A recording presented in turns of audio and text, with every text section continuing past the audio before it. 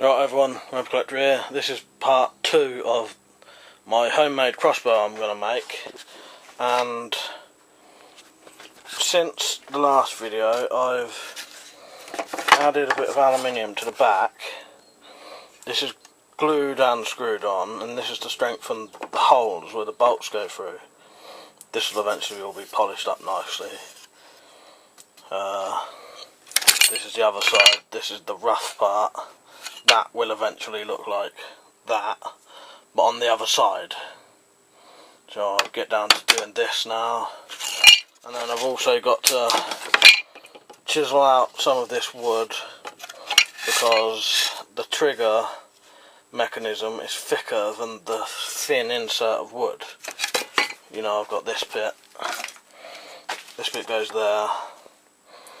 Well, the trigger mechanism is thicker than that.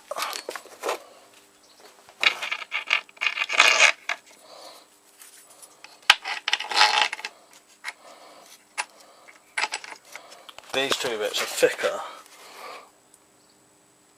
than that, so I need to chisel out a bit of wood from each side to inset these. I'll get down to doing all those jobs and then come back again. Right, I've now put the metal on both sides. That's just to strengthen it up a bit where the bolts are. Now I've got to chisel out part of here. You can see the line there, and all the way down there. All that's got to go in by about 3mm on both sides, so I'll do that now. Right, I've now chiselled out the groove on both bits of wood so that the trigger mechanism can now fit in. Then with these bits on here, that bit on there, that bit there, that makes the spacer, that creates the groove. This side goes on there,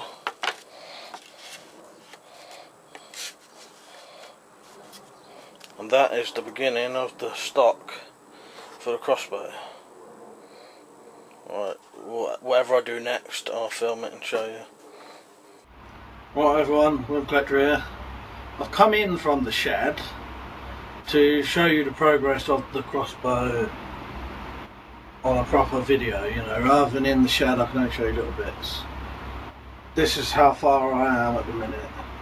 The stock is very rough still, but I've got the trigger mechanism in place, ready to be adjusted.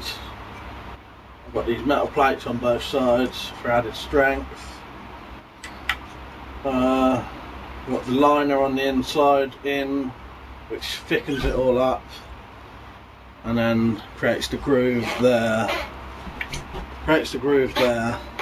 Which is for putting, well, not putting, but for the bolt to run across. It needs a slight groove, and then you have the groove quite deep to have part of the flight sit in the groove. I'll use smaller bolts from this.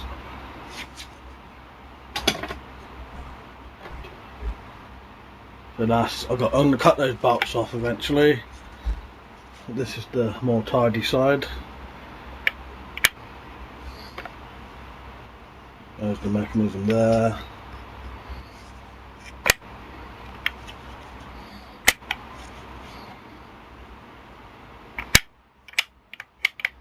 I've got to add a spring to the trigger to keep it forward.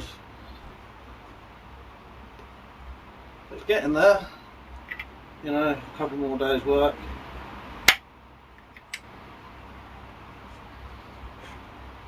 Next job, I think I'll smooth off all the edges of the stock, and then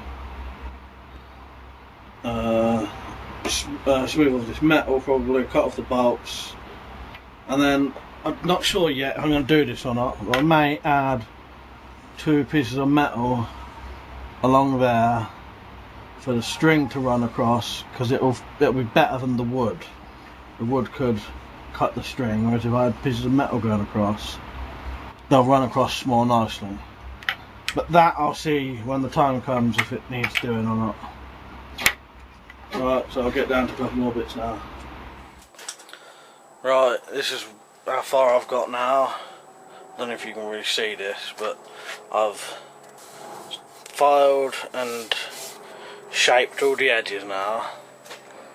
There's the thumbhole stock, you can see it's nicely rounded around now for your hand. Top's still flat, that needs to be flat.